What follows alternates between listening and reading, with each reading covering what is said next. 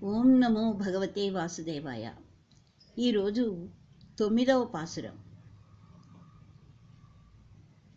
ఈ పాసురంలో ఏమిటంటే, ఒక సుందరమైన మణిమయ భవనంలో నిద్రిస్తున్న 4వ గోపికను లేపుతున్నారు. ఇంతవరకును ఇంతకు ముందు చెప్పినటువంటి 3 గోపకన్యలను ఎలా లేపారంటే, శ్రవణం, మననం వీటి యొక్క విశిష్టతను తెలిపి 3 గోపకన్యలను గోదా మేల్కొల్పి తన వ్రతంలో చేర్చుకుంది. శ్రవణం అంటే వినటం, మననం అంటే విన్నదానిని మళ్ళా మనం స్మరించుకోవటం అన్నమాట. ఎల్లప్పుడూ శ్రవణం మననం చేసేవారి యొక్క మనసు పవిత్రమవుతుంది, నిర్మలమవుతుంది. మాలిన్యం తొలగితేనే కదా జ్ఞానం చోటు చేసుకుంటుంది. అప్పుడు ఆ జ్ఞానం ఏమవుతుంది, ఆ జీవికి కవచమైపోతుంది. నిస్వార్థమైనటువంటి వ్రతనిష్ట కలిగిన వారికి తన్ను లభించే హక్కు కలదంటున్నాడు శ్రీకృష్ణ పరమాత్మ. పరమాత్మ తానే స్వయంగా మన వద్ద వచ్చి మన అభీష్టాన్ని తీరుస్తాడు. కావున మనం ఎచ్చడికి పోక ఉన్న చోటునే భగవత్ అనుభవానందాన్ని అనుభవిస్తుంటే చాలననుకుని ఈ 4వ గోపికను లేపుతున్నారు.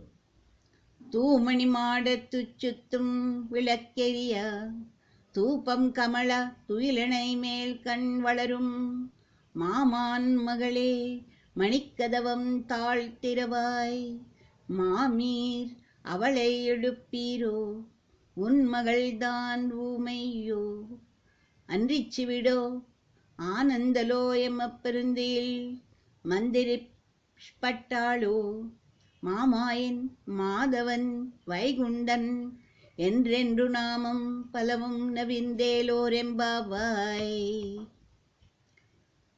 ఇక్కడ దోషరహితమైనటువంటి మాణిక్యాలతో నిర్మించిన భవనంలో చుట్టూ దీపాలు వెలుగుతుండగా, అగరధూపములను పరిమళాలను వెదజల్లుచుండగా, అతి మెత్తనైనటువంటి హంసతూలికా తల్పముపై పరుండి నిద్రిస్తున్న ఓ మేనమామ కూతురా,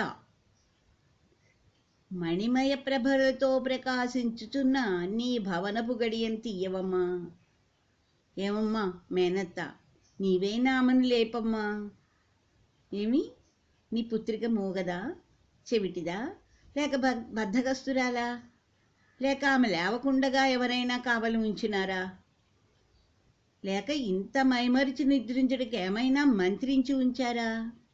ఆమెకి ఏమైంది? ఎందుకు నిద్ర లేవట్టలేదు?